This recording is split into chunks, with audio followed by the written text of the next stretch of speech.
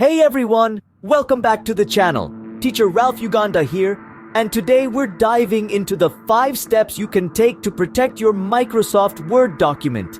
Whether you are a screen reader user or not, this method is inclusive and easy to learn. First things first, open up Microsoft Word and create a new document.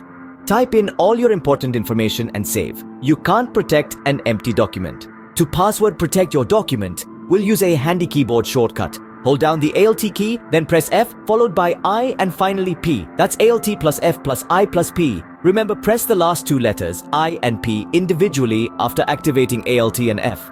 This shortcut brings you right to the Protect Document menu. Think of it as your security headquarters. You'll see a list of options under Protect Document. We want the one that says Encrypt with Password. There are 2 ways to find it. Use the down arrow key to navigate the list and hit enter when you land on Encrypt with Password.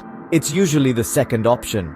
Or, for an even faster approach, simply press the letter E on your keyboard while the menu is open. E for Encrypt Easy, right? Choose a strong password that's difficult to guess. Think a mix of uppercase and lowercase letters, numbers, and symbols. Once you've got your awesome password in mind, type it into the box and press enter.